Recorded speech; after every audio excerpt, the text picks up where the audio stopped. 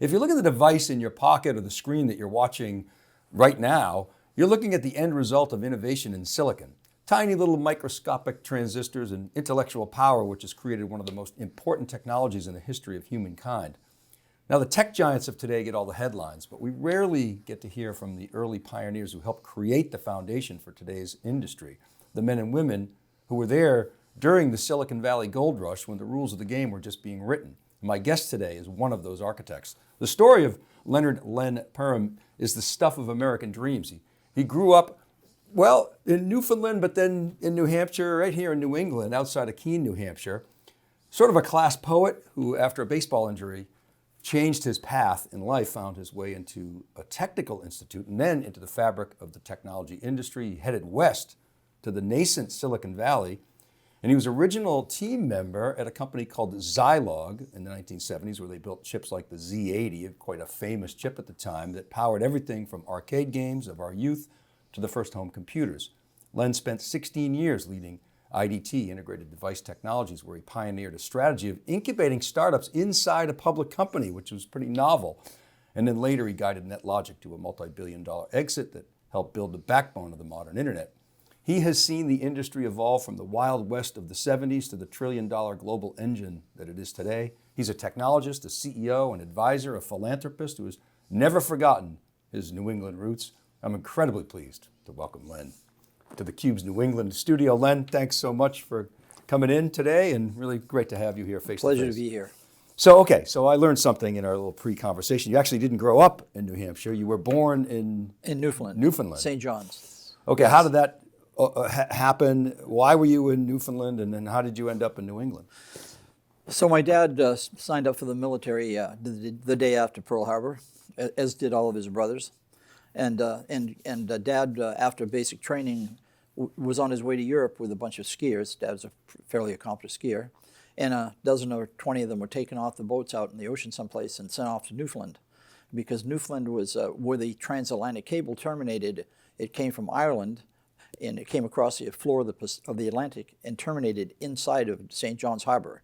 St. John's was a natural harbor, and the only way the Germans could access it was either a surface craft. A submarine couldn't go in. So the U.S. Army protected it with artillery in the cliffs. The cliffs are several hundred feet high, or with a dozen or so PT boats sitting in the harbor. And so Dad was stationed there. And the question you asked is the same one I used to ask him. He was stationed on that mountain where you had to snowshoe in and ski out. But Mom was teaching school in the St. John's, so he left that part out. So he met Mom. Our mom was a math teacher in St. John's, and then after World War II was over, he and Mom came to the United States, and myself and a brother that later succumbed, unfortunately, to polio. We came back in probably '46 or something. I was just short of 4 years old or something like that, and I grew up in a little town of East Westmoreland, a town of a couple hundred people, where the primary thing was to hunt and trap. And then one day somebody figured out I might be good at physics. Wait, so how did you end up in New Hampshire? Dad is from there. The Perham side of the family goes back to something around 1630 or 1650. My mom maintained that all the Perhams came out of the British prisons, and nobody argued with Mom very long, so that stood. Anyway, Mom came to the U.S. She was never a U.S. citizen. She was first a British subject. And then after that, first a British subject, and then Newfoundland voted whether to join the U.S. or join Canada, and they voted to join Canada, so they became Canadian subjects. And when asked why Mom hadn't become a British subject or to American, her opinion was that the revolution was at halftime. So, and you were the eldest of nine? Yes, I was the oldest of nine. 7 boys, 2 girls. Okay, so obviously working class background. I mean, how did you think about life then? What was success in your mind? I mean, what was your sort of dreams as you were a young person? Well, I was blessed with the ability to get good grades on those occasions that I thought they might be important, and so I was a reasonably good student, and I didn't have any serious plans. When I left high school, I took a year off. I'd been knocked out where I was unconscious for 6 or 8 hours my junior year in high school.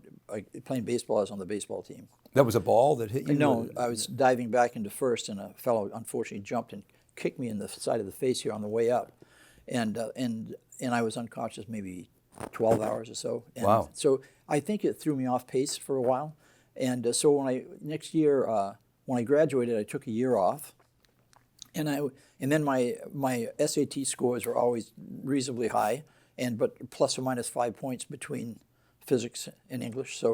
So my advisors would say, you really don't want to go into engineering because it'll be boring. You have all these other interests because you have this aptitude and equal aptitude and all these other subjects, right?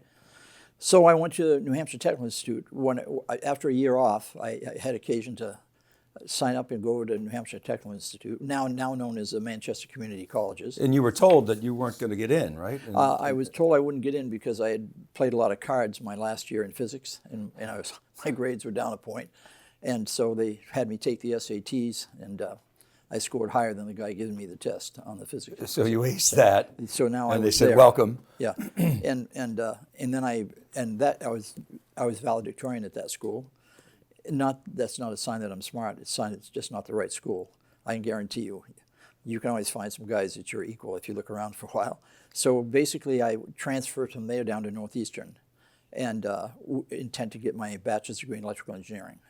So before you go to Northeastern, I want to land on the community college piece for a moment, because oftentimes we'll have executives, CIOs, for instance, from community colleges, and I think a lot of people don't really appreciate the value that those institutions bring.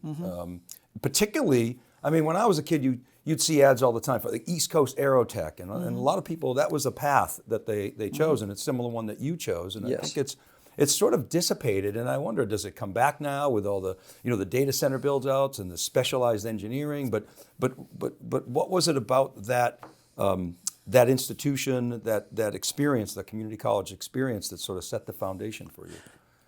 Well, as I said, my SAT scores were pretty solid, and they were basically equal.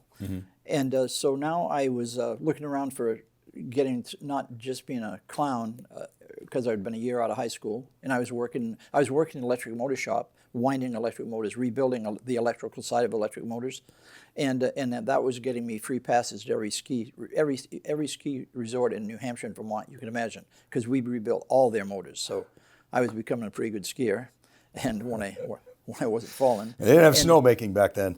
That's right. That's right. Anyway, so now I decided that I should go back to school, but there aren't any. And I had thought about law. That's for sure true.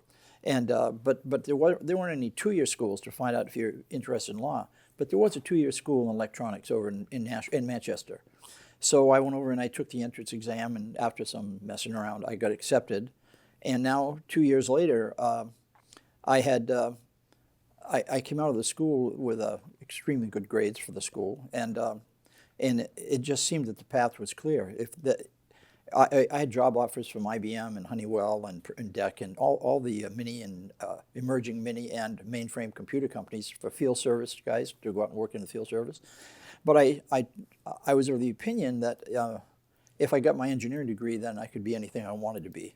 Okay, and that's what brought you to Northeastern. Did you actually see a circuit board when you were in community college? No, I saw the circuit board when I was interning for Northeast University. Oh, okay. I was interning at, there was a key outfit in Framingham, Mass. called 3C Corporation. Okay. When I transferred into Northeastern, I transferred into the EE program. And there was no computer science program at the time, no, right? Yeah, that came in the 80s, right? It wouldn't have mattered because I'll say that I think a computer science background requires a high level of logic in its software. It's pretty software driven. I don't think I'm very good at software. You're a hardware guy. I'm very good at understanding what electrons are doing. My ability to, I told somebody yesterday, I must be a good guesser because it was very tough to understand why a chip worked or didn't work better than I did. So I would have been looking. I was interested in hardware. Circuit design. No interest in circuit design. No? I was interested. There's two things that determine the performance of a chip. One is the design, and the other is the process architecture. So in the early days, there was no process architecture because nobody had ever built silicon gate devices before. So to some degree, we were all learning together. And so that's what attracted you. Well, yes. Yes, yes. My interest became understanding how surface state devices worked, but that came later. I had lots of job offers to go into, I'll call it electrical field service, or go to work for the power companies. Prior to Northeastern. Yes. But you chose that path But I instead chose to go because down you to wanted to get Northeastern. more Yes. depth in electrical engineering. And there was no computer systems at the time, because the software world hadn't become a fire with opportunity, right? Right, right. And so basically, I was in the W department.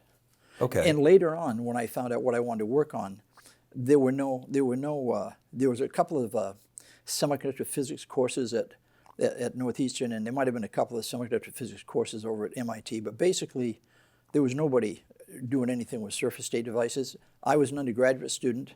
My advisor at Northeastern, and I'm getting into my last years now, was Guy Fellman from Carnegie, and he had me give lectures as an undergrad to professors from BU, BC, and MIT. I did a few lectures just talking about theoretical physics, and there weren't any questions, which told me that I shouldn't get carried away with how much smarter teachers were than me. And it was a 5-year program back then with Yes, the co-op? Is that right? It was a The same? 5-year program, and they gave me a year when I came, so I started in my second year, and I was required to go out and work, but I needed to work because I needed to make money to go there. And that helped pay for the Yeah. college. Oh, yes. And that's the sort of story of Northeastern. I mean, today Yes. it's impossible to get into Northeastern. I mean, someone Yes. like you probably could still get in, but it's a very competitive because of that co-op program, in part anyway. So what was the internship that you did, the co-op that you did? So fundamentally, I was, after my first year, it was time for me to be a co-op.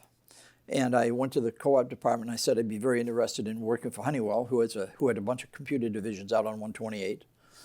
And they assured me that somebody that transferred in was not high on their priority list to give any big favors to, and that I would be working at a little company in Peterborough, New Hampshire that was what I call a board stuffer, putting components into PC boards. So I went, in the headquarters of that was Framingham. It was a company called 3C Corporation, Computer Control Corporation. Anyway, as luck would have it, Honeywell acquired them. So my advisor up there, the man I worked for at the company in Peterborough was called Electropack. My boss up there was a guy who had the 5-year program at Dartmouth. He had a degree in mechanical engineering and a master's degree. So my second year there, or maybe my third, something like that, he said that they wanted me to bring up an entirely new product line, a new board. And so he showed me the board, and I was going to be there 26 weeks. It was one of those occasions. In the old days, you might get 2 terms off, and I was going to have 2 terms off. Mm-hmm. So I was working on laying out the process for bringing up a new manufacturing line for soldering parts into boards and so on and so forth. And I went on and I said, hey, Herb, I don't understand about this board you want me to build. It's a 4x4 or 5x5 or whatever. It's replacing a board that's 10x10. I said, I don't understand how this board compares to that board. What are the differences between these 2 boards? And he said the difference is the smaller board is faster, has more features. We can build it for half the cost, sell it for 3 times as much, and it's a future line. This board replaces that board with way more capability. I said, well, how could you do that? And he turned it over. And it's the first time I ever saw a microchip.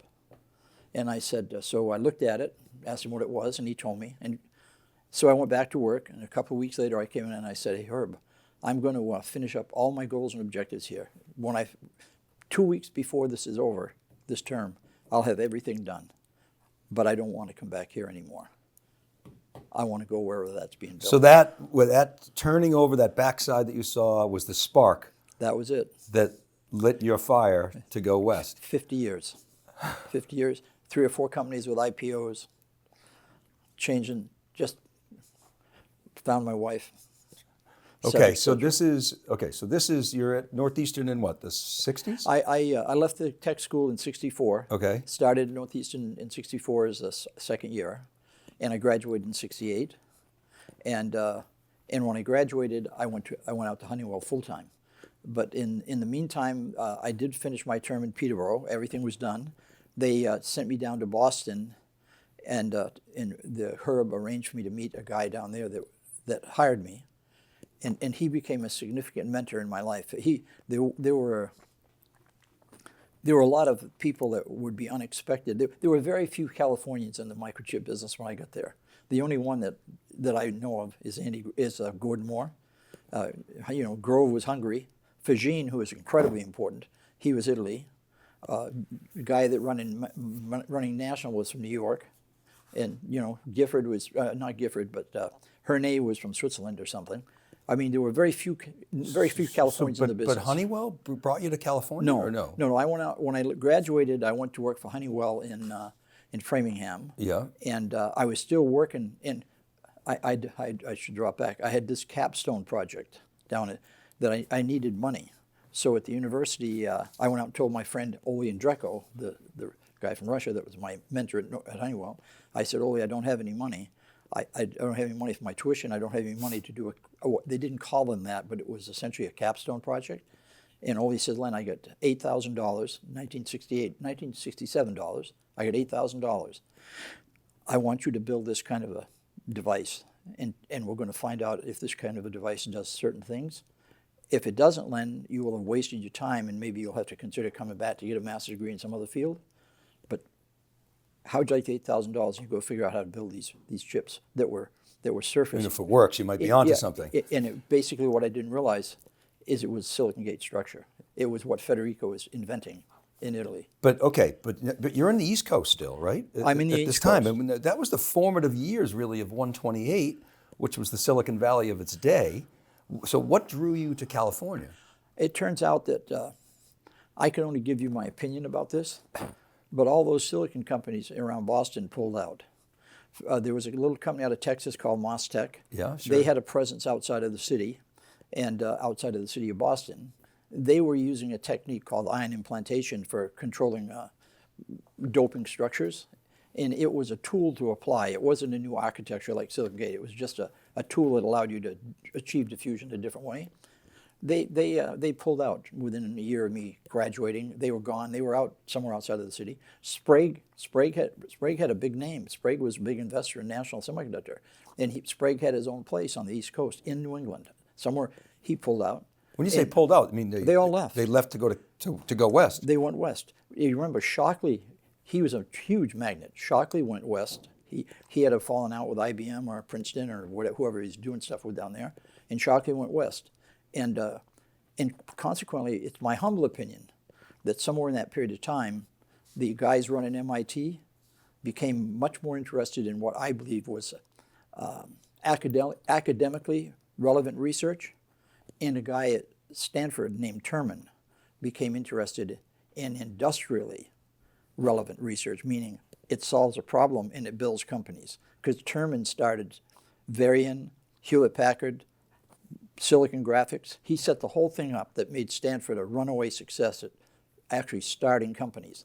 And the business left. The only guy doing semiconductors in the East Coast was Olson at DEC. At Ken Olson, right. And okay, so that's fascinating because IBM, of course, was East Coast as well, yes. But they were in New York. But that was the epicenter of computing at the time, right? I mean, IBM was the whole industry at the time. When Shockley left and went west, he created Shockley Labs, and I believe for a long period of time after that, he just attracted the smartest people in the country and maybe in the world that were looking into the field of microchips, and it just became a magnet. People just came. So you were reading the signals and just followed those leaders west. Actually, it was not quite that simply. Honeywell wanted to centralize their microchip business in Minnesota. Right. They had an operation. Headquarters. Yes. There, right? Yeah. Yes. They had an operation in Florida, and they had the operation in Framingham that they had acquired with 3Com, and several of the divisions are doing Honeywell computers on Route 128. Several of those guys became founders at Intel. And these guys are all circuit designers. Okay. But once you design the circuit, you got to have somebody manufacture it. That was me. I myself and Ole, we were developing ways to manufacture stuff in Silicon Gate. And so one day they decided they wanted to move the Framingham laboratories out to Plymouth, Minnesota, just west of Minneapolis. And they wanted Ole to go there. And Ole said he would only go if he wanted one of three guys to go with him. And two of the guys were more senior than I. One kid was like 3 or 4 years out of Northeastern, and the other kid was from the University in Wales. He was a geologist. He didn't want to go. And Ole said, Len, will you go? I said, I'll go on one condition. I want you to take the time to teach me whatever it is you've learned at the surface state symposiums. I want to understand the theory, surface state physics theory that they don't teach in any school. He said, if you'll come west on, I'll go over all that. Okay, so Minneapolis is west of New England, but still not California. Well, no, but that got me there. And now, if you like, I'll tell you why. Yeah, please. Yeah. Okay, so now I'm out there, and I'm working on. The primary business of the semiconductors in Plymouth was a microswitch, which was an electronic device that went on keyboards, and Honeywell was the world's leader, and they were building them there in Plymouth by the outlandish numbers. But Ole and I were working on advancing the understanding of surface devices, MOS, metal oxide semiconductors, not bipolar, metal oxide semiconductors. So one day, so life goes on, and one day Honeywell is a prime contractor to the U.S. Air Force for something, the Honeywell's aerospace division, and they're buying linear devices from Raytheon Semiconductor in California, in Mountain View, right exactly beside Fairchild. Right. And they've got a reliability problem. So Honeywell looked around inside the company, said, Perham, go figure out what Raytheon's doing wrong. So I flew out to California, to Raytheon, first time I'd ever been in California. I stayed there for maybe, I don't know, maybe 2 weeks or something like that. And I figured out what the problem was and fixed the problem, and wrote it up, explained to Raytheon what the issue was. I clearly understood the problem. And then I came back, and coincidentally, right after I got back, Honeywell had a meeting where they were going to, I guess they were having some kind of an overview of what was going on at the Plymouth Semiconductor Research Facility. And I was asked to give a little talk there. There's a bunch of vice presidents in the room. And I told them that what we had developed was ready to go into manufacturing. At which time somebody 47 ranks above me in the company took a little time out of his busy day to explain to me that I was in R&D, and if I wanted to be staying there, I shouldn't be talking about manufacturing anymore. So I took that under advisement. And a couple of days later, Raytheon called me and said, we'd like to hire you. And I had told my roommate out there, that young guy, that if they offer me 20%, I'm gone. And I called him, and he said, where are you, Len? I said, I'm walking across Wyoming. I said, they gave me a 60% raise. Raytheon offered me 60% above what I was making to come out and take over working on these linear amplifier problems. So that's what got you to California? That's how I got there. Okay. We're talking money now. All right. So, Yeah. Wow, that's a life-changing, Let's say it was a good raise. Yes, I only went back once more. She's sitting right over there. Okay, wait, so you're not married at the time? Oh no, I was single. Okay. I was single. Yeah, and I was leaving town right now, but I did remember Linda's phone number. Oh, okay. Yes. And then what? You came back east, grabbed Linda, and then said, you're coming with me? We came back in the middle of the winter, loaded our stuff up. Said, wait till you see this sunshine. Yeah, that's right. The weather's That's beautiful right. out Yeah. here. Okay. We were gone. So. All right, so that's then right. how long were you at Raytheon, and then what was your next move? So I showed up at Raytheon, and the Raytheon was a linear circuit company, and they didn't have anything to do with surface state devices, and I had to have somebody show me the process flow for a linear device. I didn't really know how linear devices were built, so a good old friend of mine sat down and ran me down through it. So now I understood it, and I think interestingly, there weren't many schools teaching the kind of stuff that Ole had taught me. And all the stuff, in the course of my capstone project, I'd been down to Murray Hill, talked to the guys who did the theoretical work on field effect, on surface state devices. I was now a avid reader of everything written, Applied Physics Review, Journal of Applied Physics, everything in the Electrochemical Society, everything in the all the IEEE stuff. My grades were trailing off at school because my interest was totally and simply surface state devices. So now I showed up out there at Raytheon. I think that's where I left you off, and they put me in charge of a line and gave me 20 ladies working for me, and I turned on this line and figured out why they couldn't build they were low voltage linear amplifiers for hearing aids and pacemakers. And and they were in the primary source they were buying wafers from was this little company doing $10 million a year sales called Advanced Micro Devices. Okay. I.e. Jerry Sanders and I, if we haven't seen each other in a while, but we are very good friends. Okay. And John Kerry, who was his number 2 guy. Anyway, long story short, the famous bar out there was a wagon wheel. It was walking distance from Intel, Fairchild, and Raytheon. And so Friday nights I would be drifting on over to the wagon wheel, and in those days everybody's massive sharing of information. So this is early 70s. Yes. Right? And it's super exciting. Describe Silicon Valley. Fairchild had a layoff so big, it was a down year. It was a recession year. Right. It was so bad they just called the entire company into the room and read the names of who would be staying. So if you went to the wagon wheel, the Fairchild boys were crying up a storm. Things were down very, very bad. And I was over at Raytheon trying to fix some linear problems. And I'd been pretty successful at it. I think the last month I ran we shipped 500,000 or 600,000. And I personally called Jerry and told him we wouldn't buy any more of his wafers. We didn't need more of that stuff. Our wafers are better than his. And so that was the end of that. And that was the end of him having the orders, not the end of our friendship. So he probably wanted to hire you at that point. But what was Silicon Valley like at that time? It was a field, right? I mean, it was just an open space. Silicon Valley, there weren't any really good written specs defining how to make chips. People were figuring out how to make chips. When I went in to solve the linear problems, I applied stuff that I changed the dopants we were using. I changed how we put the dopants on. I changed the diffusion. I changed everything. I wasn't even familiar with the concept of reliability. So basically, silicon is intrinsically you can build a very reliable device. So I was, we even had a problem. They wanted me to start working on high voltage linear devices. And I quickly figured out that something was drastically wrong with your company's ability to build linear, high voltage linear devices. So to what you're trying to get at. So I figured out that the house gas lines must be contaminated. So I came in on a Saturday, and I drilled a hole in the wall, and I went out in the field. Out there in the field, there was maybe a 50 or 100-foot round diameter tank of hydrogen, probably enough to blow up all of Mountain View.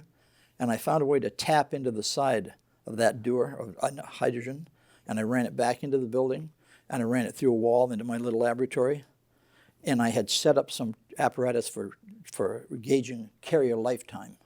So when Monday morning came around, the guy running Raytheon's Semiconductor division wondered what this 3/8-inch line running down carpet in his office was, and they thought it through the wall.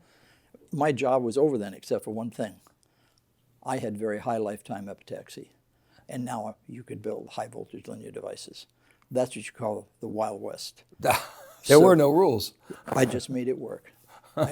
So my reward for that was I was responsible for my own maintenance in my little laboratory, and I did very good things. And they then tried to talk me into. They had hired some guys out of Fairchild to do what's called Raytheon had thought they invented something called the V8 technology, V-ATE, V8, vertically anisotropically etched channels, and they were going to build gold-doped high-speed TTL memories, bipolar.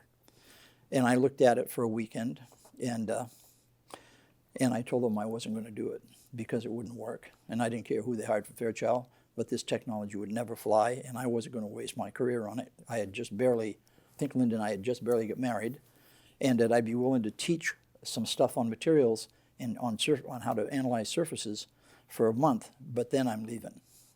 And that was it. I was gone. To AMD? No.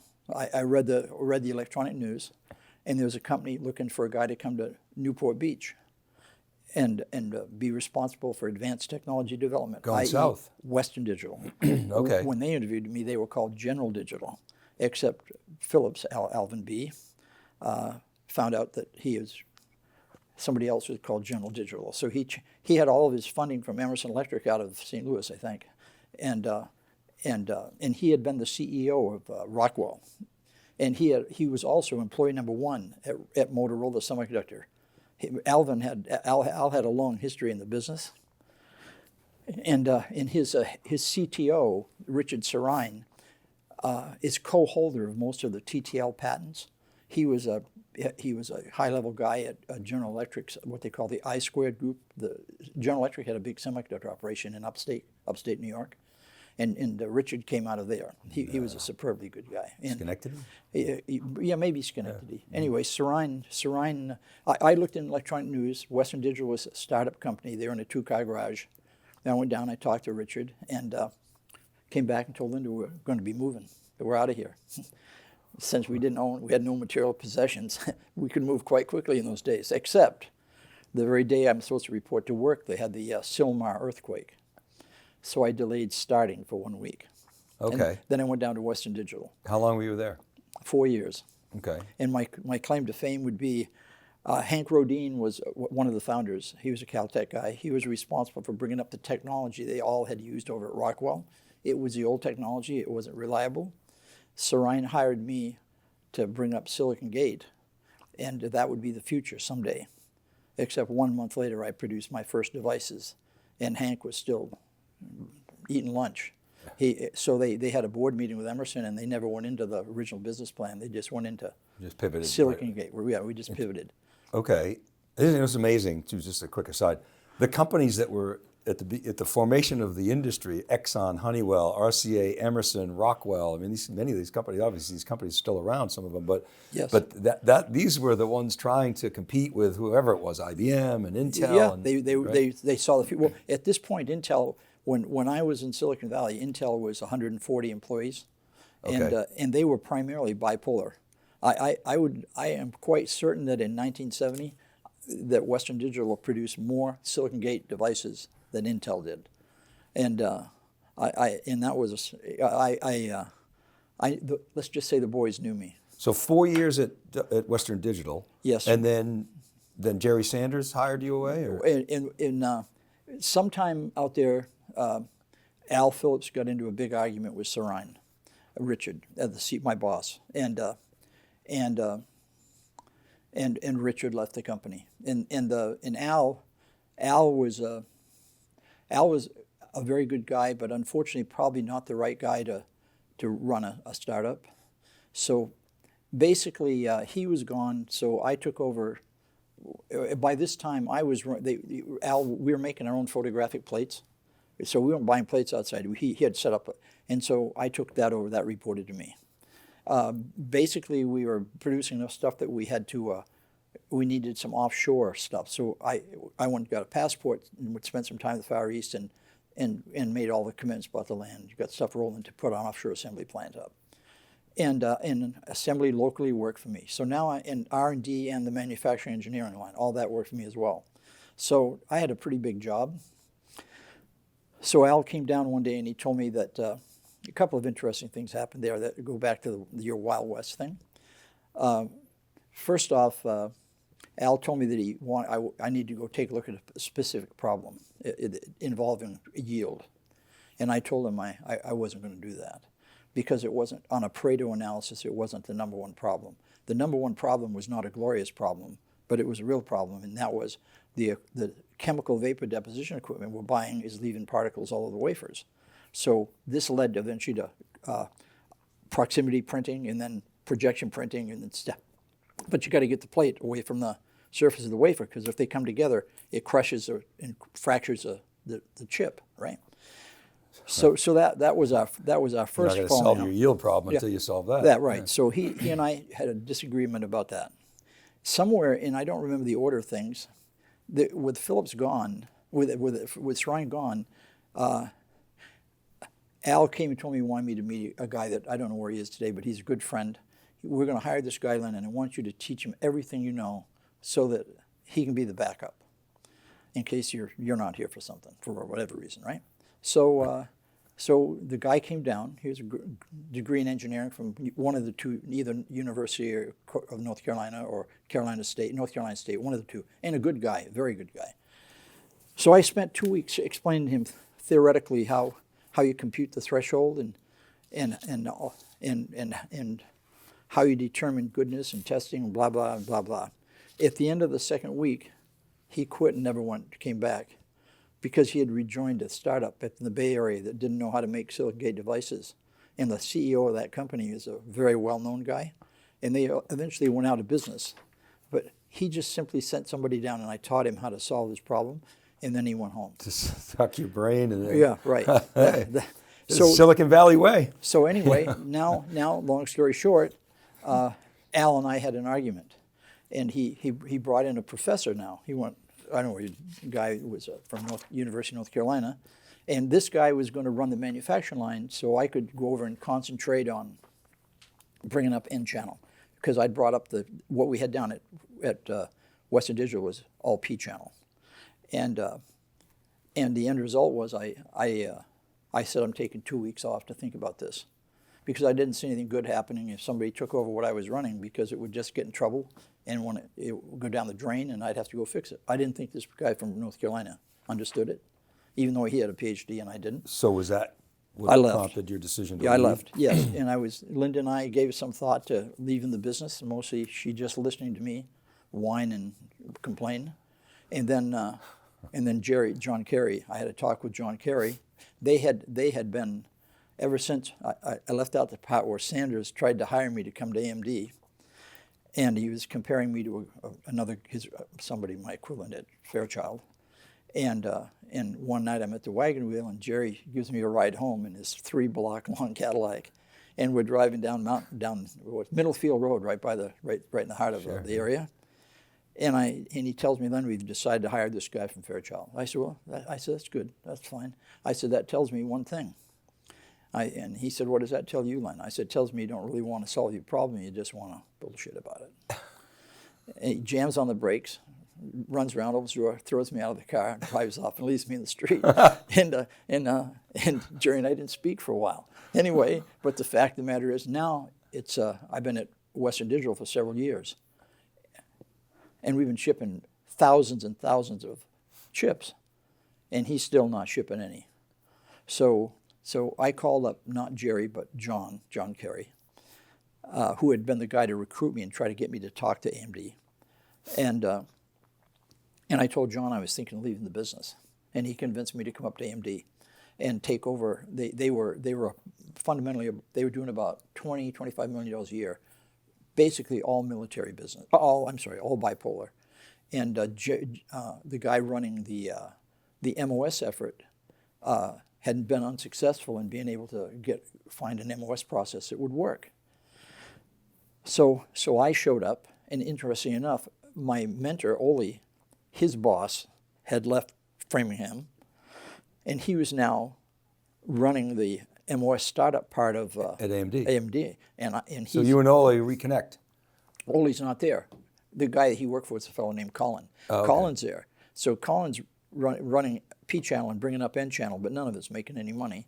So they bring me in. I come in equal to my boss's boss, and I've only been out of, 1974, I think. Okay. Something like that. And so anyway, I go in and after reading the spec books, which was the guy that hired me said, he's a managing director of all the MOS products. He told me that they'd been averaging 8 die a wafer for a year. And if I wasn't doing an engineering experiment on every lot, I wasn't doing my job. I said, okay, I'm going to go home for a few days and read the specs. And I came back, and he said, what are you going to do now? I said, I'm going to go down there and I'm going to build my own lot end to end myself. And that lot averaged something like 65 or 85 good die per wafer. Changed the world time. So now he went on vacation and told me my goal was 120. When he came back, well, I was there 18 months. When I left, we were number 2 in the business in volume in my products. I was running the N-channel products. We were number 2 in the world behind Fairchild, behind Intel, because they were the guys that invented static memories, and AMD was now number 2. We displaced MOSTEC. So it's now 1974, mid 1970s, and it's still sort of, you're saying memory focus, and but the microprocessor. Oh no, AMD had the 9080, Okay. And they were all my products. Anything in N-channel was my products. And my products were now more than half of the revenue of AMD. So wait, the 9080 was what? An 8080 competitor? Equivalent. Yes, Like Intel's a plug compatible kind of? AMD's products that were pin compatible with the processors at Intel were all 9, where Intel would be a 80, 8680, whatever. AMD would be a 9. And where's Zilog at this point in time? I left Zilog to come. Let me think about that. I went to AMD. I had not yet. When I left AMD, I went to Zilog. AMD to Zilog as part of the sort of founding engineering team, right? Well, actually, I had been successful at bringing up the N-channel line. At Western Digital, part of the interview was, could I bring up the technology on the equipment they'd purchased? And I looked at it, and I said, I think I can. Some of it I'd never used before, but I was pretty good at understanding all the equipment because I'd been having hands-on for a long time. So I said yes. So now I left Western Digital. I came to AMD. They had bought all their equipment as well, and I brought it up on that equipment. Only this time, I brought it up in N-channel.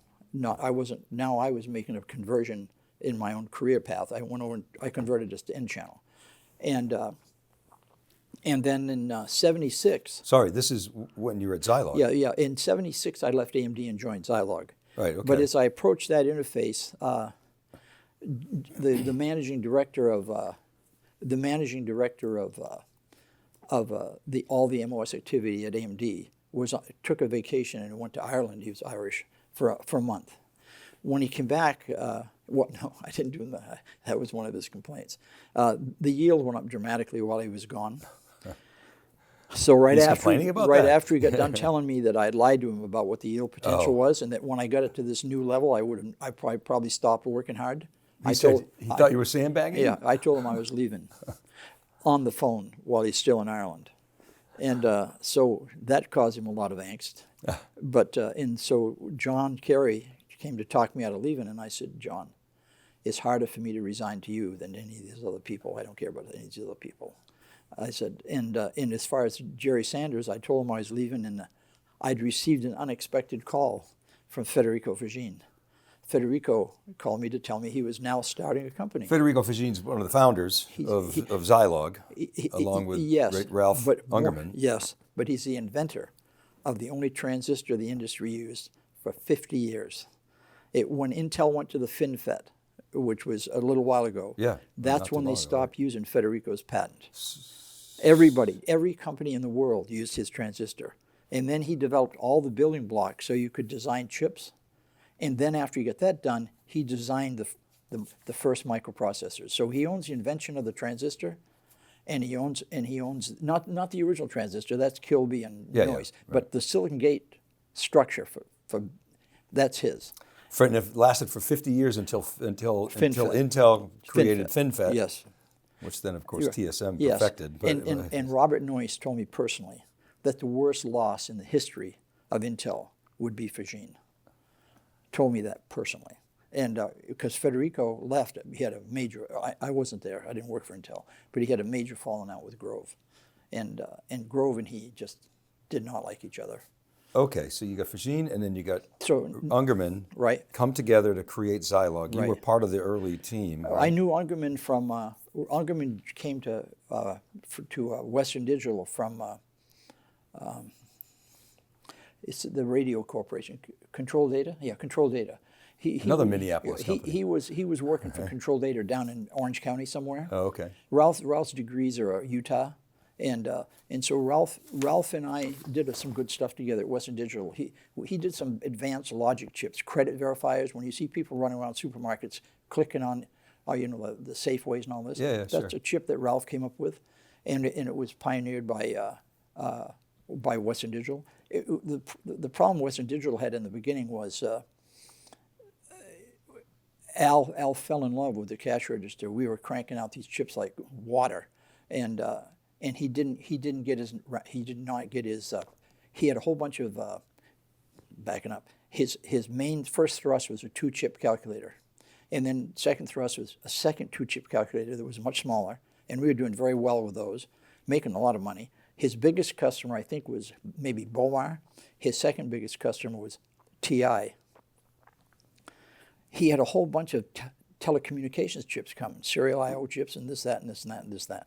He took a little bit of extra time to enjoy the cash register opening.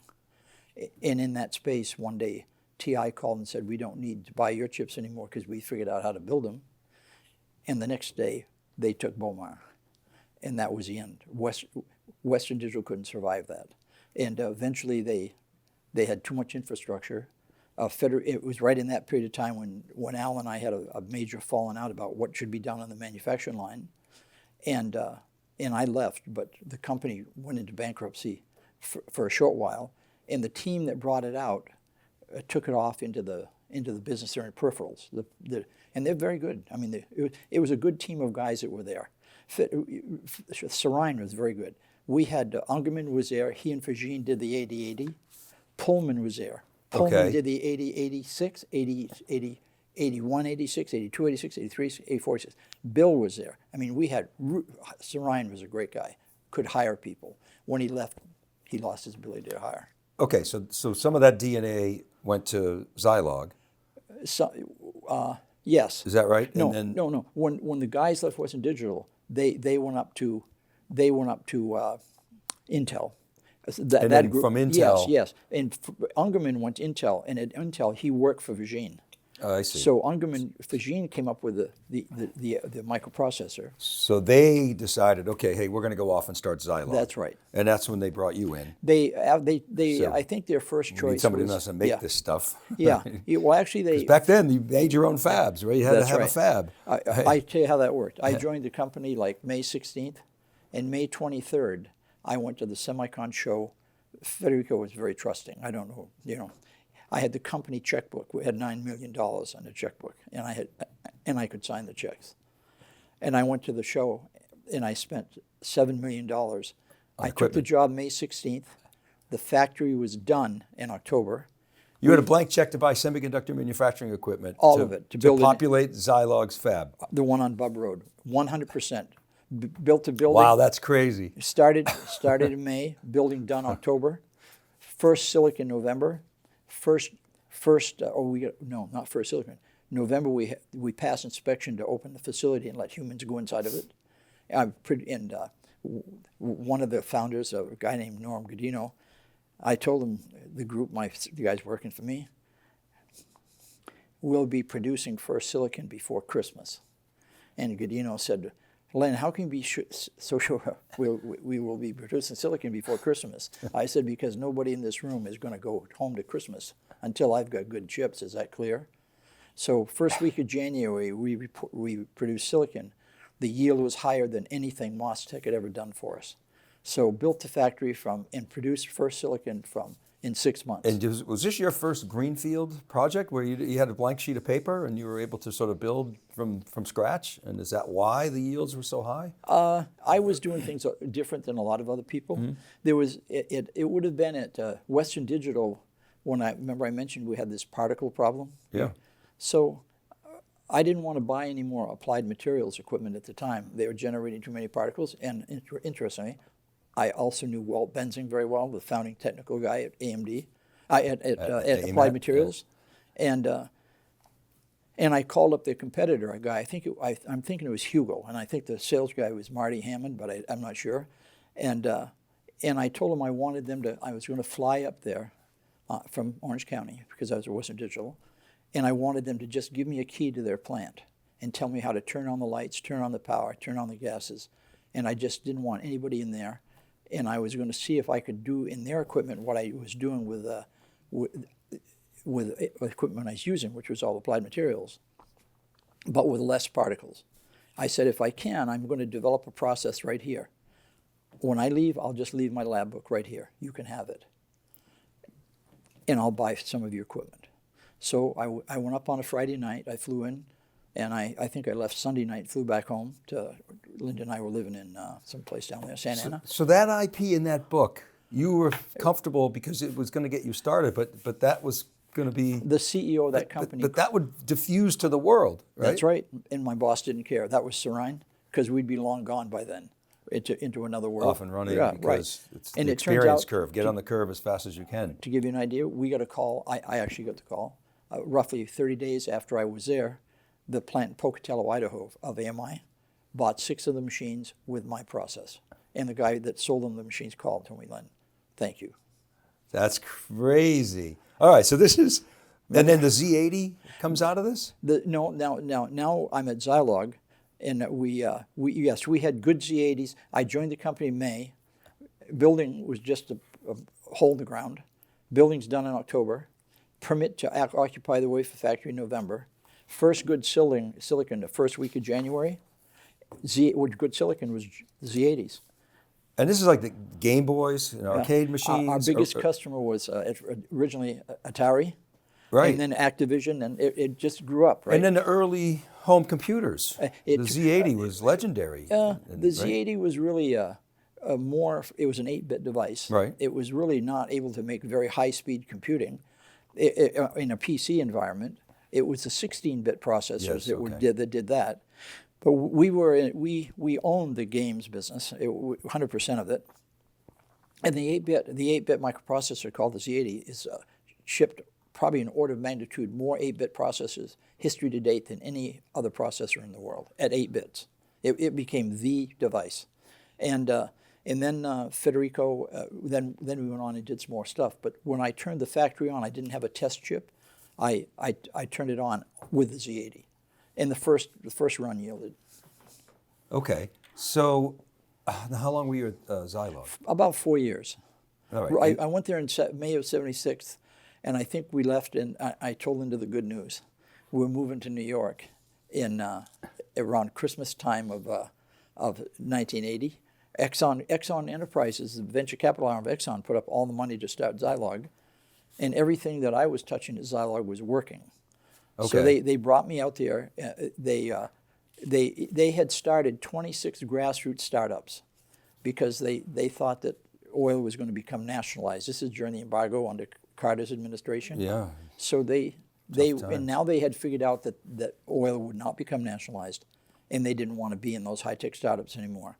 So I became the one riot, one ranger. I went out to New York. I closed a few companies for them. And then became the president of the optical division. I ran that, yes, but I only ran that because I went out and I fired the CEO. Okay, so somebody had to run it. Another MIT guy went down the drain. Anyway, and I ran it and sold it to Mitsubishi. And then I left Mitsubishi and I went back and then I joined IDT. Okay, so now we're into the next act, which is the IDT era. Right. So tell us about IDT. What was that company all about? So IDT, their motto was leading the CMOS future. That was John Kerry. John was the original CEO, and it was appropriate because we were making the fastest devices in the world. And in terms of silicon gate, high speed, now I was going to go do CMOS devices. I'd done P channel, I'd done N channel, and now if you really want to you had to deal with power and you had to deal with increasing needs for speed. So the way to go was CMOS. Yeah, absolutely. And Hitachi had made some progress in this area, but and Norm Godino, who had worked for me at IDT at Zilog, Norm, I'd hired him away from Hewlett Packard, and he and a guy named Frank Lee, and the 4 of them all came out of the research labs at Hewlett Packard. And I'd introduced them as a favor to John Kerry, and John was the CEO, and he's the one that told Linda, or told me that this is Alice in Wonderland, get the hell out here and help me fix it. And so I showed up, and the company was struggling. The yield wasn't very good, and Norm is a great device physics guy, really good, but not very good at the discipline of manufacturing stuff on a day in, day out basis. So they brought me in and they put me in charge of all operations and building their first really big wafer factory. We were building wafers in something that could have been a shoe store, right? And so my first job was to build that fab, so rebuild the one on Scott Boulevard. And at the same time, I went out and found a place. And my deal with IDT was I could build a factory any place in the world where I'd like to live. So I built it in Salinas so I could live in Carmel. And Linda and I lived in Carmel Valley. So we lived in Carmel Valley. Is that bad? Carmel is beautiful. Well, we lived That's in really Carmel nice. Valley. Why? Because my wife doesn't like fog. We could have lived, didn't want fog. So we're living out in the valley, 4 or 5 miles from the intersection of Carmel Valley Road and Route 1. The PCH, yeah. And Christine's a product of the Carmel Valley school system. So anyway. That's God's country there. You're not bad. Okay, so, but in IDT, you were there for a while, yes? Yes, I was there for from 1980 until, well, let me just back up a minute. I have to always think this through. Then you took over in the early 90s. Yes, I joined IDT in October of 80, and I left in 2000. But I was in the company. There's some mistake there because I was there almost 16 years.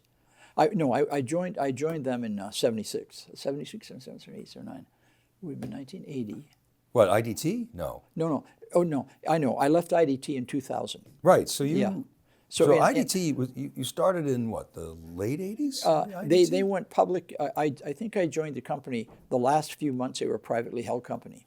Now I'm with you. Now I got But my so thoughts. it was the No, 83. Yeah. Okay. So you saw Yes. you joined it basically the ascendancy of the PC era. Yes. You joined IDT and Yes. saw it through the internet Right. era. So what were you guys producing? Were you contributing? How are you contributing to each of those waves? So basically, I joined the company in the company went public in February of '84. So I joined the company in October of '83, and I took over as CEO of the company in '81.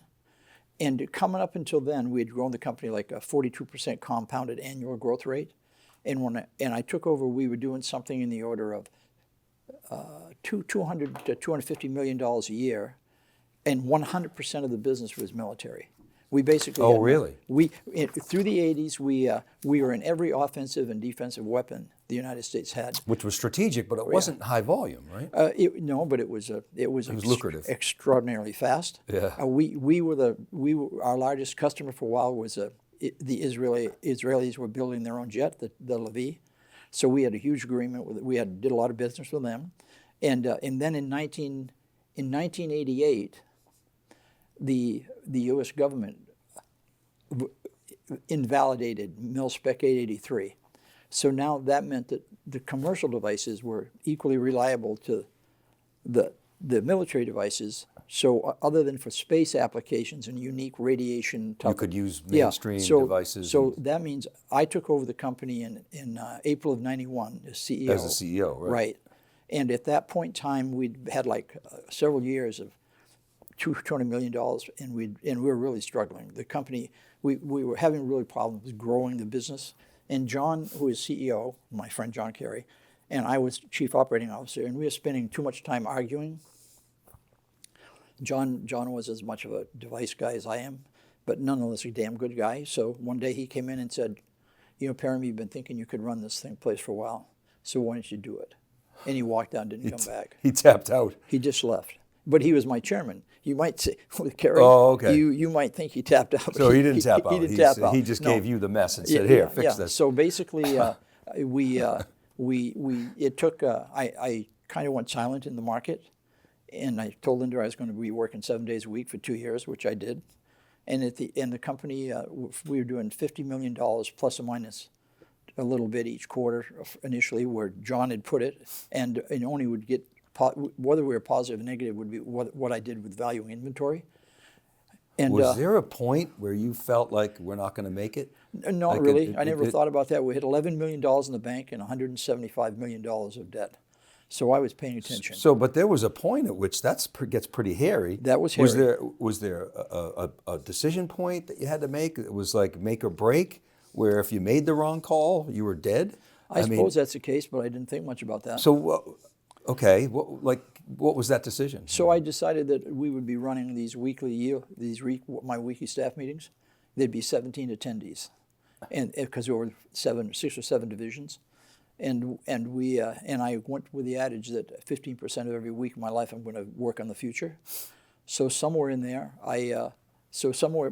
let's just say that if you look out at the company, I took over in '91. And sometime, I'll say 91, 92, 93, 94, 95. Somewhere in there, I was home for Christmas and I visited this old 90-year-old guy that had been a kind of a mentor to me in New Hampshire.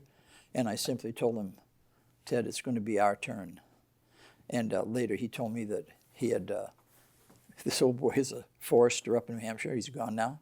But he told me that he would be leaving a serious amount of money to his kids. And he had about 15 different editions of Wall Street Journal and Barron's, and he had become a serious advocate of the company. And the company went from, I think it would have been 5 years out, we were trading at $70 a share. And at the end of so I started it in 91, there were 24 million shares trading at $4. When I was CEO, that's right. And I left in 2000, and there were 100 million shares trading at 110. Okay, so you said, I'm going to spend half my time keeping the lights on, which I have to do, and the other half of the time I'm going to bet on the future. Right. It would have been more like 85, 80-20. 80, keeping the lights on. But I told Linda I'll be out of the country, and I was out of the country a third of every year. Why? Because you only know what to do next by talking to your customers. So I was running to some degree, I ran all the R&D meetings, anything to do with technology reliability, I was always in that, always. And but otherwise, I was spending a huge amount of time in the field with the customers. And what were your big bets on the future?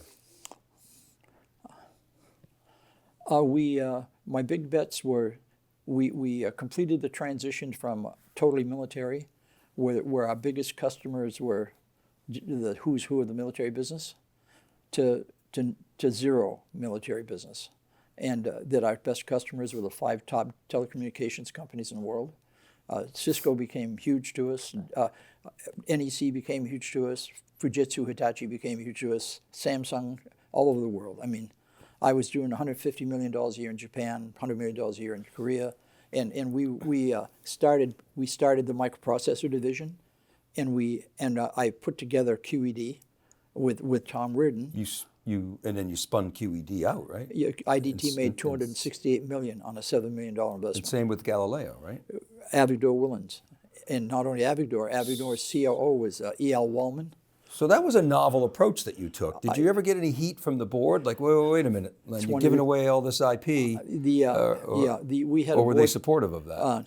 No. One of the reasons I left is I just became fed up when I did leave, because I think IDT could have become even a more monstrous corporation. But I had been at it for 10 years, and it was hard work. And fundamentally, the reason I could do what I wanted to do is my board member and biggest shareholder was Carl Berg. Okay. Son of a coal miner in New Mexico, and one of the 100 richest men in the world, until the social network in the world evolved.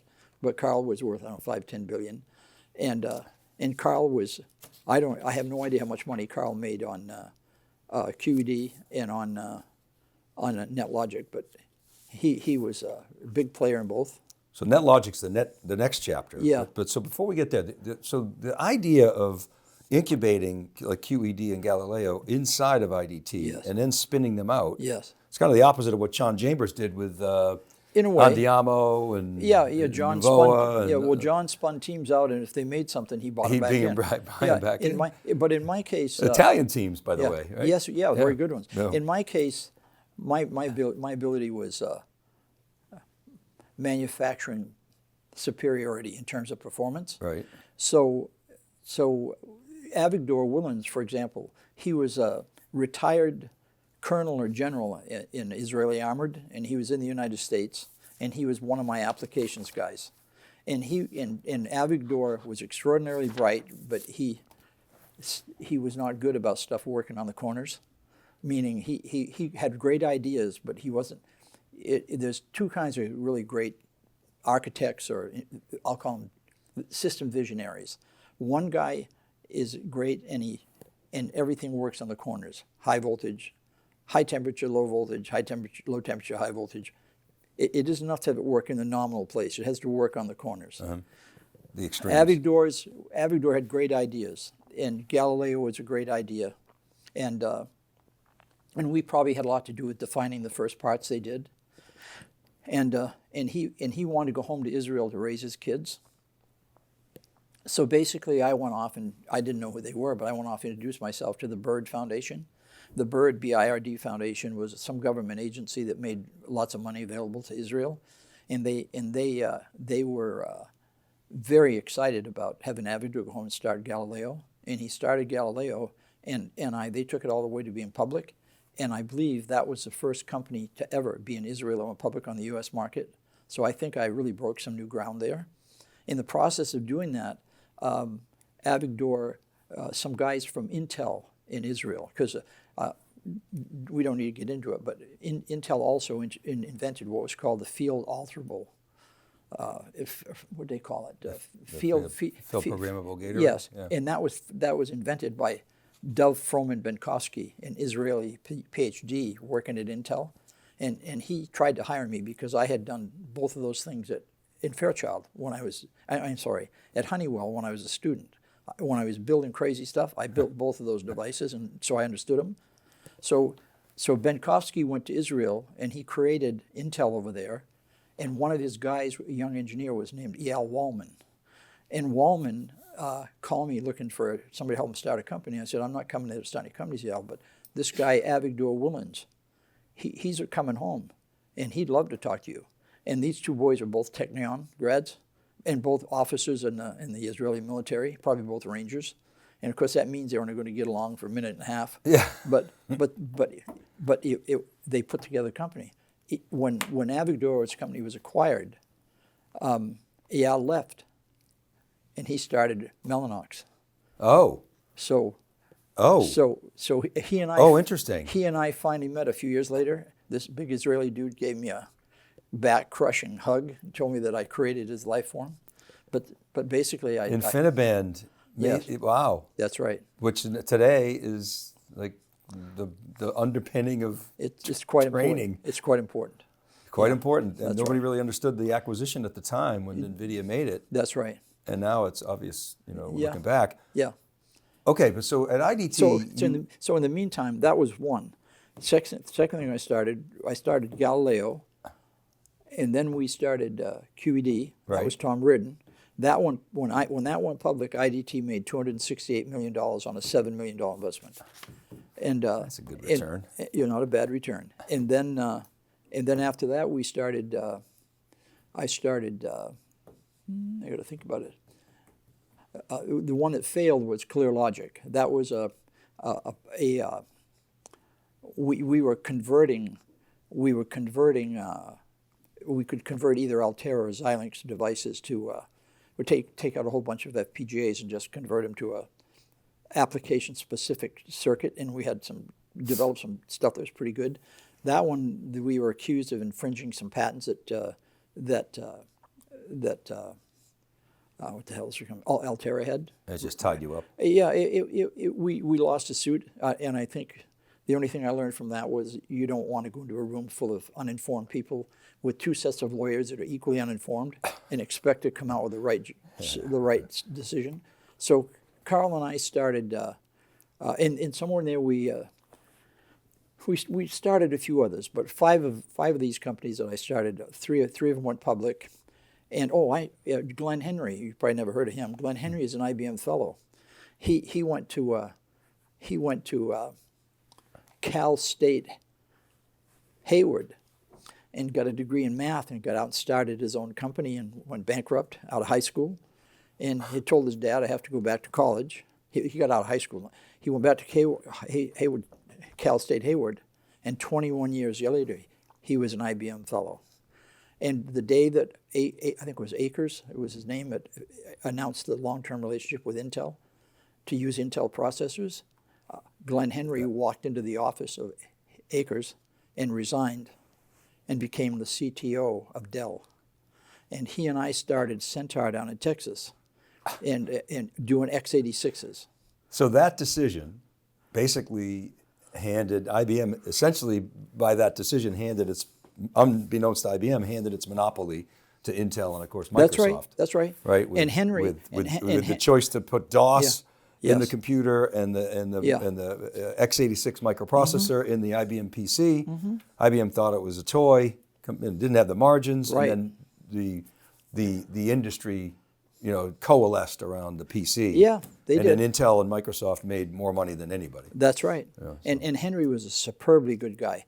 You had to pass some benchmark tests that Microsoft put together to some complicated, and no company's trying to do x86 stuff ever passed it. Henry's stuff passed the first time every time. I mean, he was unbelievable. Just incredibly bright. And then at IDT, you were selling to Cisco, you said, which was the most valuable company in the world at the time. By the way, its stock price just exceeded its .com did it? peak just by a little bit the other day. Yes. Yeah, actually, John and I knew each other very well. Okay. John Chambers. So so you rode that wave, yes, the .com piece of it. Actually, I transitioned IDT totally from military to totally telecommunications. Which, so the military, again, you don't have the volume, right? But it's strategic. But then you've got the volume when you go to telco. John Chambers, by the way, also was an East Coast person who moved I know west. him very well. Virginia, Yeah, he was West at, Virginia. And he was at Wang. Yes, he was. Back in the day. He was indeed. Wang was a very famous company yes. in the day. Yeah. Okay, and then you decide to retire in 2000, but then you go to chair NetLogic. Yes. Right? I was fed up with IDT. We were going through some hard times, and we had built a big factory. One of the big keys to success, we built this major league factory in Oregon, and then we built it into a downturn, and things weren't going too well. So I wrote it off as, and I pioneered this one, I'm quite sure. I wrote it off as an underutilized asset. So when the industry turned, and we had all of our products lined right up, the next generation of products just sitting there. And when the industry turned, IDT's share price went completely crazy. So I left in the beginning of... Crazy in a good way. Oh, yes. Yeah. Yeah, stock went to 110, and there were... No, stock went to 107, I think, and there were, within 6 months of me leaving, and there were 100 million shares. So I had driven the company from $4 for 24 million shares to 107 or $10 for 100 million shares. Did you like being the CEO of a public company, or was it just... Worst job I ever had. Yeah, so I was going to say, I mean, for somebody who's an engineer, yeah. Creating, building... My job had become trying to get the guys in the room to think of my idea. And that's what you're supposed to be if you're a CEO. You should be able to communicate on their level, and especially I could communicate on their level, device physics-wise. There was no doubt about that. And but the fact is, you go to the meeting and you spend half a day trying to get the guy to think of your idea. And if he didn't think of your idea, Well, and you're talking to Wall Street analysts who may or may not really understand. That's right. What you're talking about. When I went to my first meeting after John left, some guy came in the room and asked me what happened to the guy with the white mustache. I said, he's our chairman now. He said, that guy told me that he didn't care about customers. I said, you must have misunderstood him. But John was not too warm and friendly. Yeah. And, I went from nobody attending my meetings to, literally hundreds of people attending my meetings, right? Because the company did so well. Yeah, evereverody wanted a piece of the action and wanted to learn and get in on it. And in the middle of that, we started 5 companies, 3 of which went public. And we sold, I didn't complete it, we sold Glenn Henry's company to First, what do they call themselves? First International Chip, I think it's called, out of Taiwan. And Vanguard, there was a coalition of companies that belonged to the certain family over there. And we sold them Centaur, which was Glenn Henry's company that did the x86s, for $50 million. And we sold Intel how do we do it? I'm going to say we probably sold them we sold a few patents for $25 million, and of course left ourselves a lifetime opportunity to exercise. Our Glenn's patents predated Pentium's patents, so Intel was violating our patents. That made for a. So they were happy to spend $25 million. They came to tell me how much they were going to charge me for my static memory patents, violating them, and I said, I am going to pay you 10% willingly, but I want you to give me 10% of the patent, whatever that thing you guys call Pentium. One day later, they said, why don't we have a cross license? And I said, why don't you just leave? Because the minute I sign a cross license, you'll assert another block of patents against me. I just don't want to see you anymore, ever. And we'll just call it even. So then when I'm selling Glenn's company, I sold them a license for a few patents for 20-odd million. And then you sold NetLogic to to Broadcom. Yes. For how much? 2.7, 3.7, 3.7 billion? No, NetLogic would have been closer to, it was like, I'm going to say something in the order of 6-7 billion. 6-7 billion? Yeah, it was something like nine times 12 months look ahead revenue. What was your emotion when you? Was it relief? Was it No, pride, no, hell joy? No. Sadness? I was executive chairman there, and I'd hired Ron Jankoff, who is an absolutely superb young CEO. And Broadcom tried to hire us. He told us they tried to hire us, and it was McGregor that was running. McGregor was then running Broadcom, and they tried. He told us to give us a break and acquire us for $20 something, $23, $24 a share. And we had a meeting, and I was, as I say, executive chairman, and I said, Ron, this is all academic curiosity until I hear a number with a 5 in front. So they offered us like 24 to 28, 33 to 37, 42 to 45, and then McGregor offered us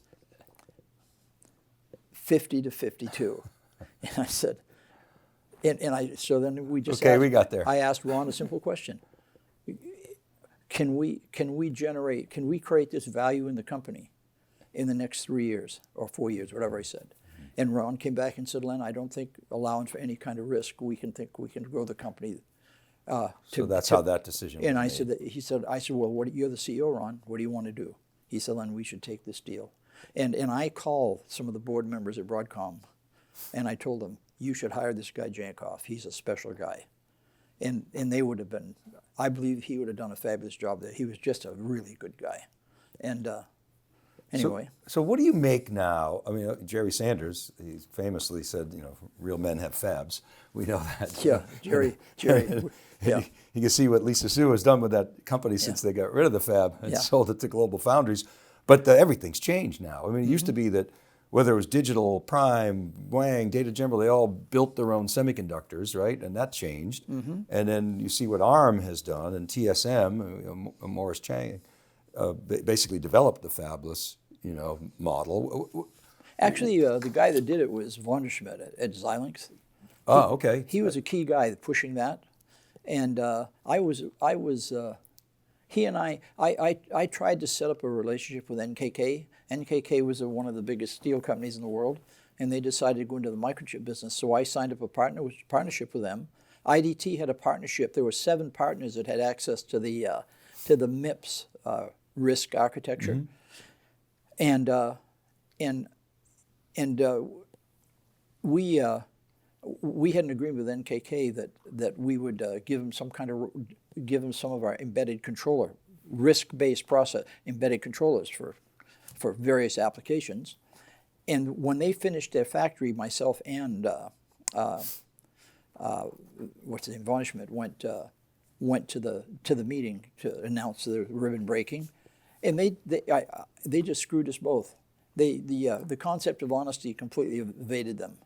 And the end result was eventually NKK went out of business and out of the microprocessor, out of the silicon chip business, and they were a complete failure. And they called me up and said that it would be my responsibility to maintain the shipment of products to I think it was probably one of the big Japanese companies was doing a huge amount of business with them for $2 a unit. Was it Fujitsu? And it'll come back to me. It was Panasonic. No, probably not Panasonic. Let me think a little bit longer on that. But anyway, the end result was they were shipping huge volumes at $2, and I said to the guy that was running NKK, yeah, I know. We can't build that thing for less than $7. And we're selling it for this much money. Yeah. So you tell that customer we'd be more than happy to take care of their supply. And I don't care if you give them the other $5. I don't care how you do it. But when I get paid for a unit, it's going to be, I think I agreed to $7. And if it's not $7, tell them they should just sink because you sank them. Yeah. And there's some deal where we took care of their needs and we got $7 a unit. So you mentioned MIPS before. So MIPS was RISC processor, but everybody had, right? IBM had Power, which was RISC. Sun had a RISC Spark. Chip, right? Spark.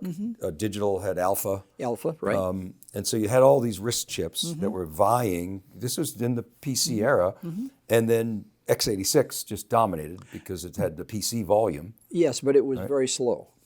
but it had the volume. So from a manufacturing standpoint, it became the low cost. No. No? Explain your point of view on The that. x86 is only served really well the desktop computing market. Right. And every time there's a new one coming out, there's new features required, and there's a lot of baggage that the chip drags behind it. Sure, it is. To support General purpose. to support other things, right, that they can't take out because somebody still uses them, right? But it's roughly, and I won't be totally accurate today. I'm going to say it's 6 cycles per instruction for x86. RISC, reduced instruction set computing, 1 cycle per instruction. So no doubt it was a superior architecture, Yes. but it lost the battle. No, it didn't. What do you mean it didn't? Because the battle became, we didn't care about the desktop computer. Oh. We only cared about embedded. Sure. And Well, you had it, right. And embedded's everything else in the world. Oh, interesting. Because you were saying the volume of embedded Yeah. exceeds everything. Yes. Which is true. Yes. But of course, Intel made a lot of money on its Yeah, but its microprocessor. of course they did, and they beat up Intel, AMD for many years. So But the fact of the matter was, I had the top companies in the world, and when the puddle of thing on the floor came out and formed the Android, that was QED's first chip, Orion. So what do you make of what's going on today then? Because you have, obviously, NVIDIA's a dominant player, and you have everybody trying to attack them. Mm-hmm. You have all these edge devices and all these, which from a volume standpoint, RISC-V and others, I mean, Mm-hmm. the volume, I guess, would exceed that. But again, it seems like in the semiconductor business, you have one like dominant player that makes huge margins, and then kind of everybody else has to find their niche. How do you see it? Well, you should differentiate your product line. We really maintained both IDT and NetLogic's business, Right. where we had a differentiated product. You didn't have to compete head on. No, obviously. if I was going to come out with a new memory, then I would spend hours with the applications guys coming up with some simple little thing we could do that we would come out with some family of memories with couple of extra IOs or a couple of something, and then people buy those and they pay extra money for them. And then we decided we'd bring out a family of memories that were dual ported, so they could talk to both directions and they could do it without conflict. So The last adds I knew, extra that value. product line is ancient. It still gets 80% gross margin. Yeah. Okay. So then there's plenty of ways to compete. And is then, what your and then point is. when you're pumping data into a switch these days, and it's coming in from 25 different sources, and it's coming in 25 different formats, and you have some kind of a thing and you suddenly realize the data is coming in so fast, the switching system can't handle it. So you set memories over here, first in, first out memories. The overflow goes into these FIFO memories and just sits here, and the minute there's any space, it pumps it back out again. Or the search engine. So it works in a batch mode that is more efficient. We were overwhelming. We could overwhelm the switch. So the search engine that NetLogic came up with, you just dump off stuff, and it would be getting processed up here. It was behaving like a microprocessor, but it was called a search engine, and you're running at a certain data rate. We pump it in there. We do all the computation and just pass the answer back. So it's much more efficient. Oh yeah. Than having to go through this general purpose Not only that, infrastructure. you couldn't have got it to happen any other way. So what do you make, given your expertise in manufacturing? Yeah. What do you make of the situation today? Obviously, TSM, dominant player. China seems to be getting better and better and better, but it's got a long way to go. A very long way to go. Intel is probably not salvageable. Would you, if you were running Intel, would you spin off the fab business? Well, there's one thing for sure. Any plan to save that company, the first thing you have to do is somehow get the infrastructure to come into line with the reality of what you can actually sell. The problem that Intel has, in my humble opinion, other than the fact their engineers stopped working hard some time ago, is that the infrastructure greatly overwhelms the demand for their products.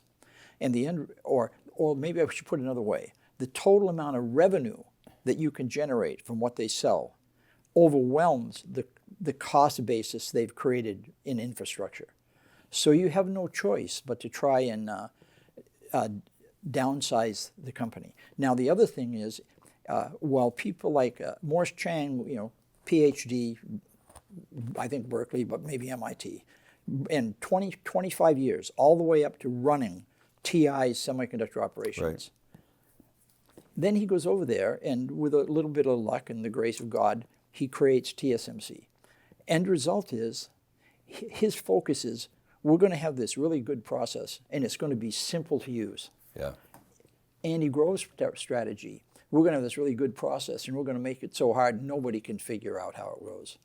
So they've got this unfriendly, hard-to-use process that doesn't lend itself anywhere near as well to foundry as does what is created by TSMC, or Samsung for that matter. And now, you can't get there from here. Oh, coupled with the fact that, in my humble opinion, NVIDIA, for example, will never run their chips in an Intel fab. And the reason or at least nothing current, and the reason is that's their competitor. You got to realize they're going to spend their life looking at those chips. This is why I would say they should spin it out, because it's a business model if they can spin flaw. It out, well, because unless they're forced to, because the government tries to force them or whatever. But and plus they're serving Intel, right? I mean, with their own microprocessors, that's the number one customer, right? I mean, that's where they get all the volume. Say that again. I didn't understand. That Intel's fab is beholden essentially to Intel's x86 business. Right? Oh right? yeah. I mean, that's. Oh yeah. So, well, they could. I think they should. When I say they need to downsize their infrastructure, they got two choices: either strategically sell it or close it. I mean, in my humble opinion, they won't spin it out because I personally think it has negative value, almost like IBM's microelectronics division. Too. Remember IBM had to pay Global Foundries to take, and with the guarantee that they would do 7 nanometer and 3 nanometer, and Global Foundries rightly said, we can't do it. We can't make money at it, so we're going to tap out, and there's a lawsuit. In my humble opinion, the cheering must have gone on for weeks on end in Armonk after they closed that deal, and got themselves out of there, right? Because that was a nightmare, right? And so it had a negative value, I think, almost like Intel may today. Yes. And so unless they spin it out, I thought that they would maybe do a deal with TSM to get some IP. And I thought maybe TSM would participate as a hedge with China taking them over, and then maybe get the CHIPS Act money with the joint venture. But that doesn't seem to be happening. It turns out that one of China's fundamental problems, in my opinion, is that they aren't willing to sign up for the way the United States developed the business. We developed the business by, when a critical supplier of ion implanters was going out of business, and the guy that ran the company had just sold me one and told me that he lost money on the sale. Right. And I asked him, how could you possibly lose money on the sale? I said, I need you to survive. I called up half a dozen other companies in Silicon Valley. They were all in the microchip business. And we got together and we raised our prices. Nobody knows about this. And we made a point of making that company survive. And that went on to become Varian implanters. And you're saying China won't do that? No, China right now. Won't the government of China? They're cheating. They find stealing, it's easier. So but they can't get their hands on the state-of-the-art ASML equipment. Yeah. And so they're trying to steal the technology. What they don't realize is some of those guys that make those lenses at ASML, those boys are in jail at night in Germany, and Hitler would let them out in the day to make the Zeiss lenses for the bombers.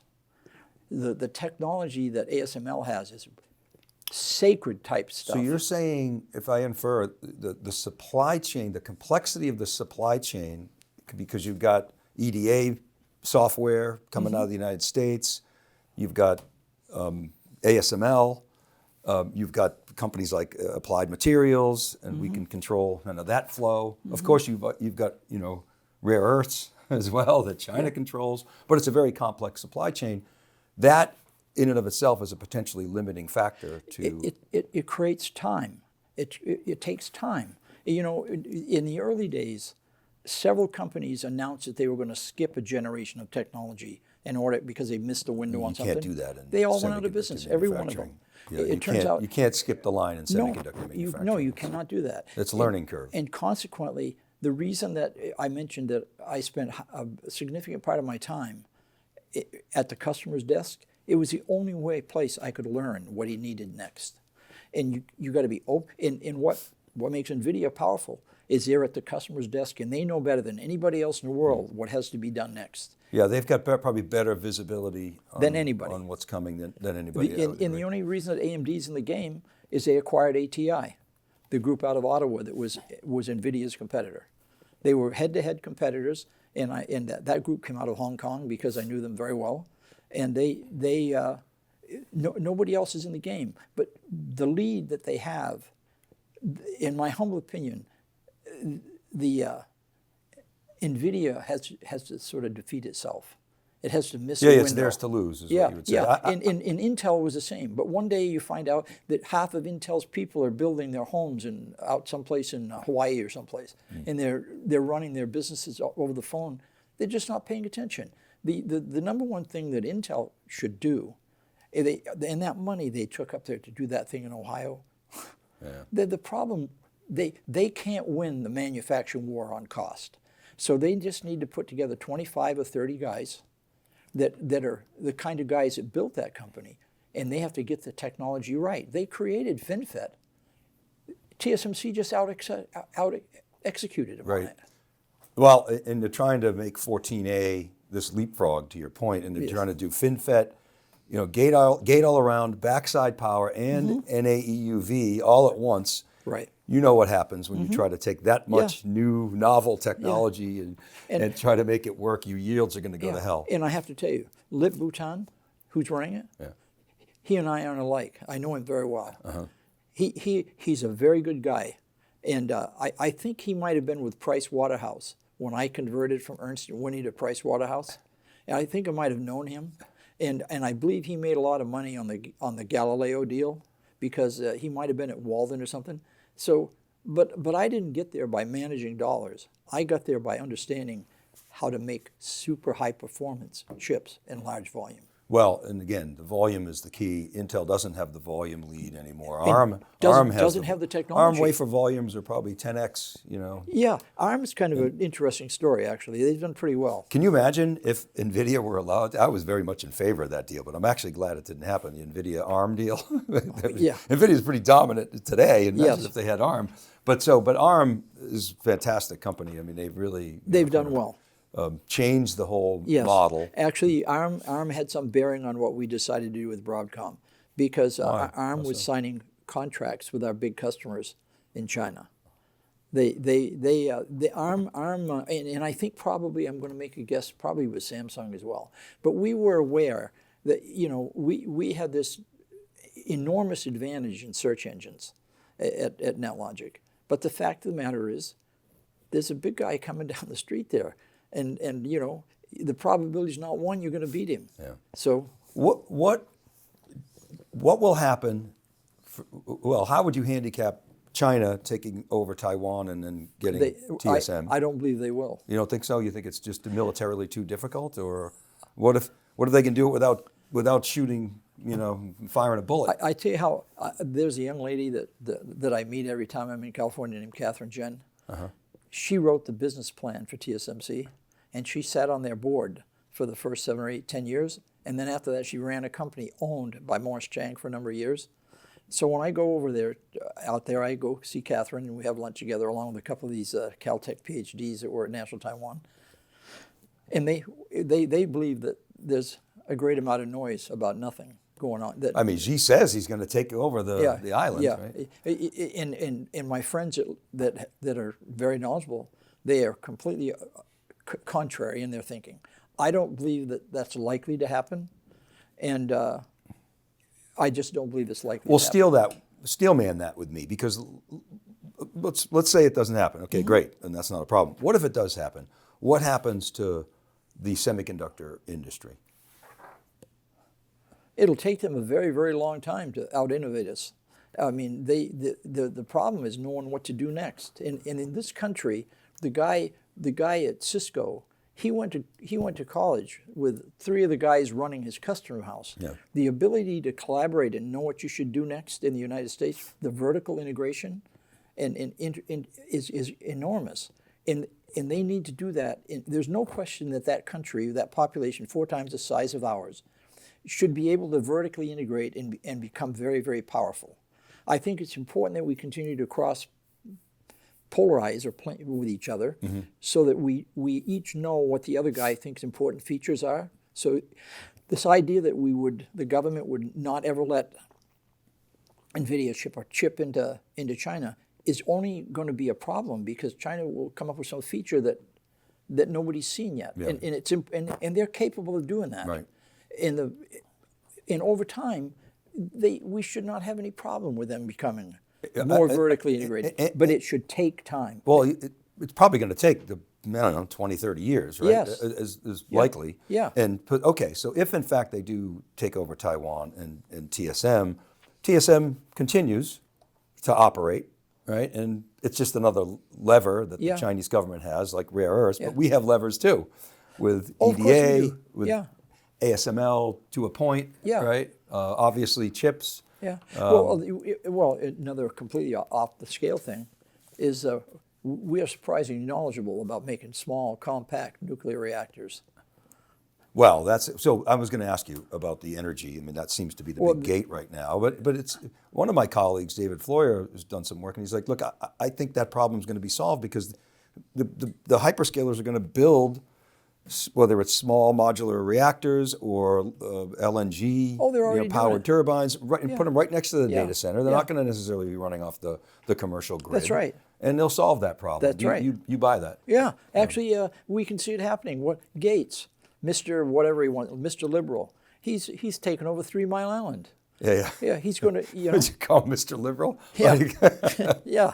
I don't know him. He's slightly in a different place tonight, at least when I read about him. Yeah. But my point would be he's changed his whole tune on the environmental situation. Why? Because Microsoft needs to be in the AI game. Yeah. And I think you're right. There's I happen to be a big fan of Alex Karp. I'm sure you know Alex. Oh, yeah. I'm a big fan of Alex I'm an Karp. observer of Alex Karp. Yeah. Put it that way. Yeah, I believe the comment that he made on one of his last couple of calls, where he said that the freedom of thought allowed in the United States, and he didn't put it the way I'm going to put it, but roughly, the freedom of thought, the ability to do whole-scale innovation, and allows you to just conceive of breakthrough ideas. It's much superior to a government grabbing a handful of guys with PhDs and putting them in a room and say, we're going to shoot one every week until you come up with a good idea. And his observation, I believe, is right. And you talked to me today. I went out and ran a gas line to 1,000 gallons of liquid, probably enough to blow Mountain View right off the map. And I just proved my point. And then I went and I took a guy's machine and made it do things he said it couldn't do, and just left my lab book there. Yeah. And I did it.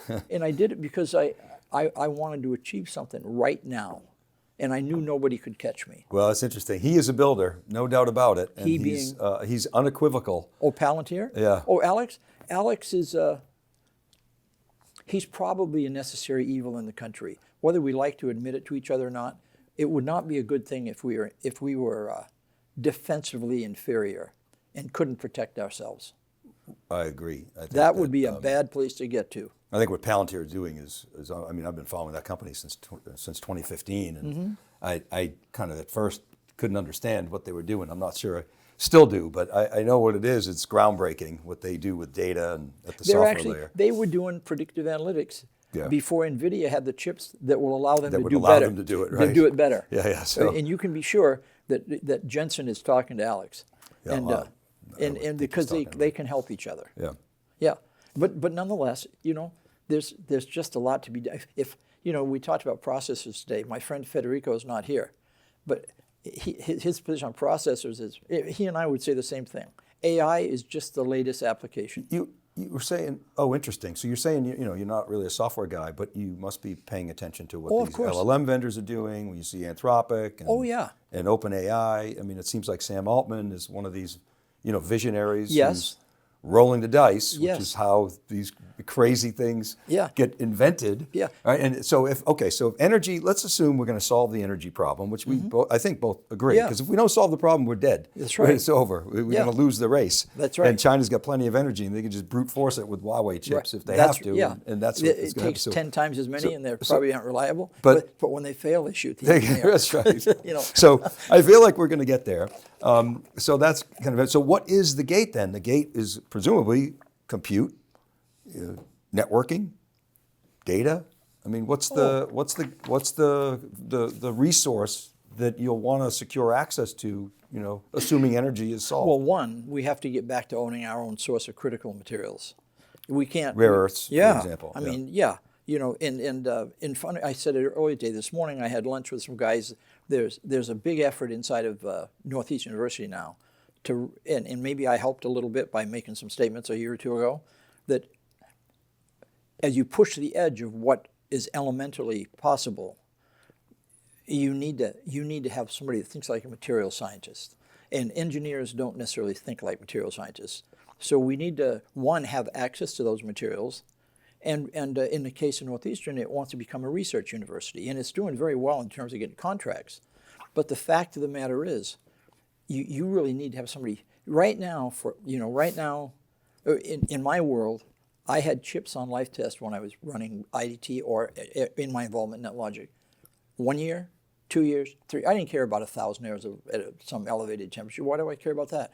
I would run those things until they failed 10, 20, 30,000 hours because I wanted to know what would fail first. That is eventually that tree. One day you wake up and it is in your window.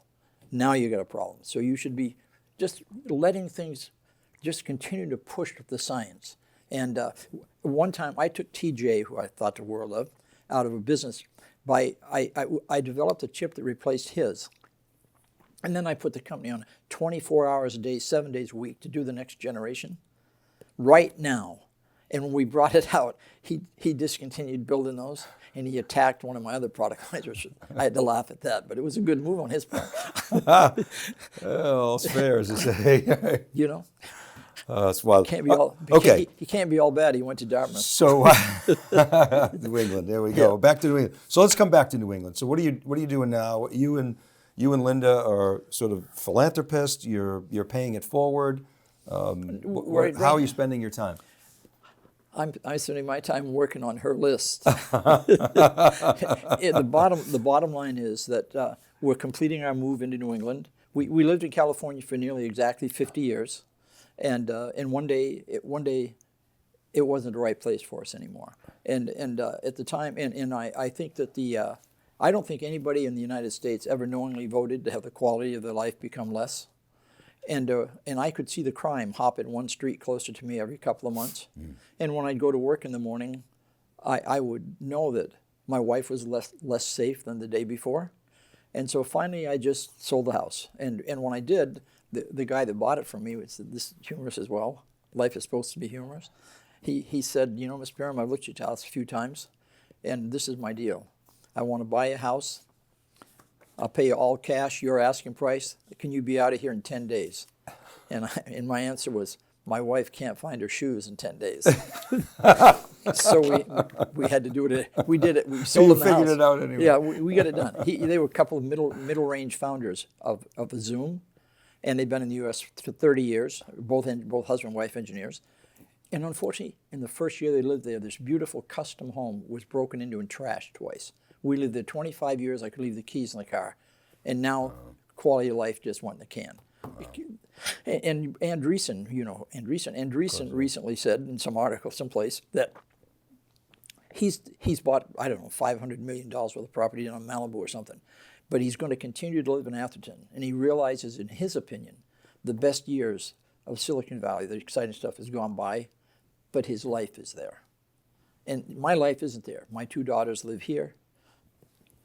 So Atherton's nice. Yeah, but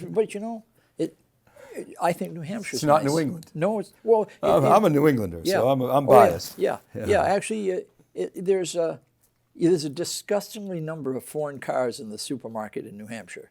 We should, if we want to, we might consider the wall design in Mexico and put it right across the Connecticut River.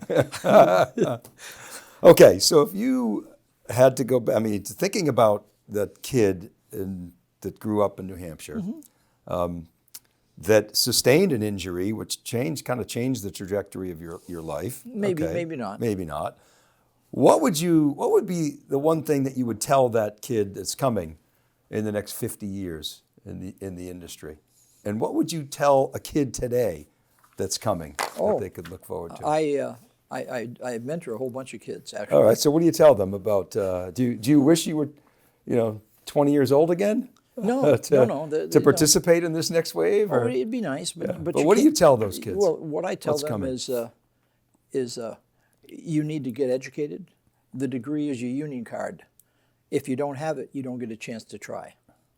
And I once told a guy in a review that there was an extremely good guy. He was in my logistics organization.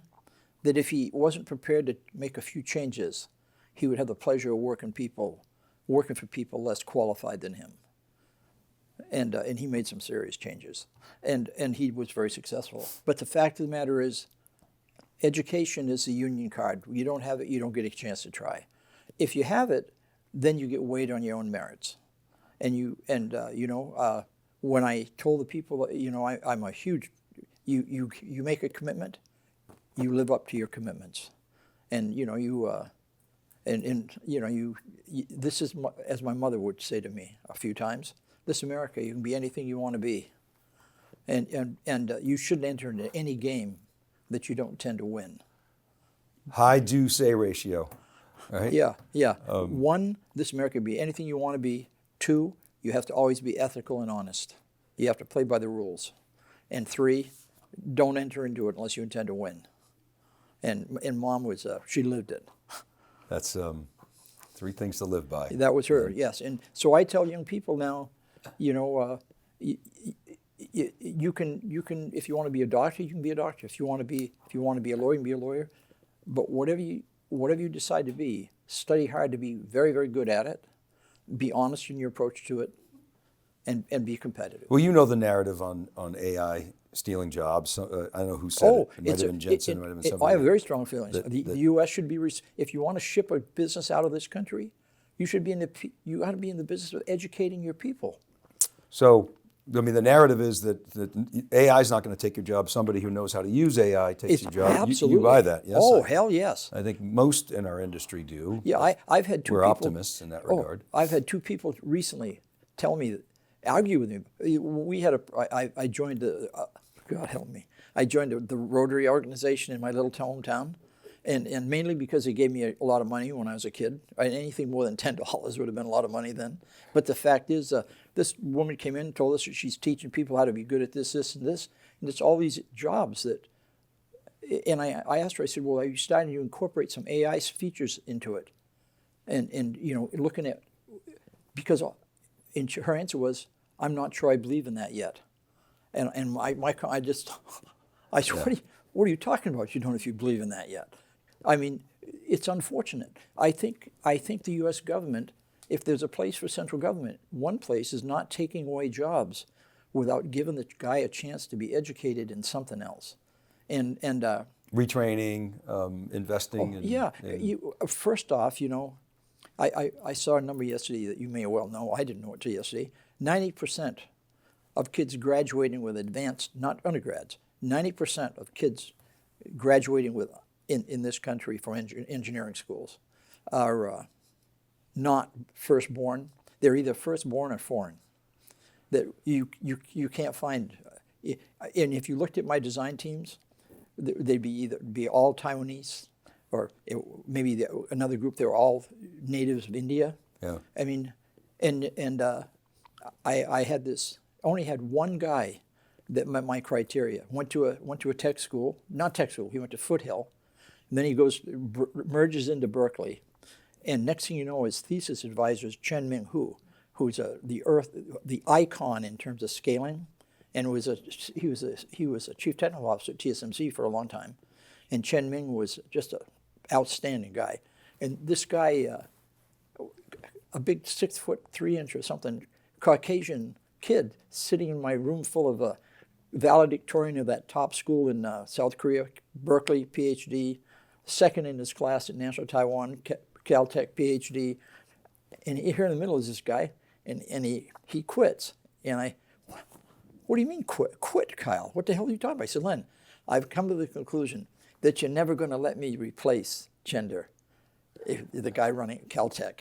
I said, can't argue with you about that. So I lost him. But I mean, we parted friends and we talk now and then. Anyway, but I think critical is education. And education in our country is not good. If you look at our undergraduate schools or you look at our primary education, we just aren't. What would you change?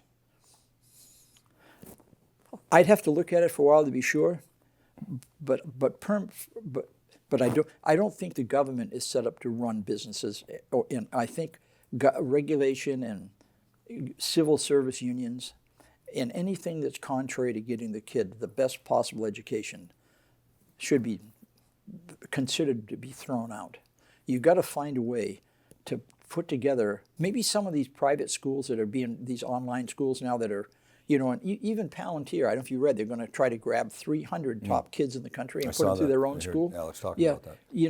I think we need to find a way to stimulate learning and make learning a thing to be admired. In Japan, education is really emphasized, and probably even to maybe an unhealthy degree. But the fact is, we don't have enough Caucasian kids, and maybe we should just be satisfied that it's an equal percentage as to what the population of Caucasian kids is in the country. That's fair to me.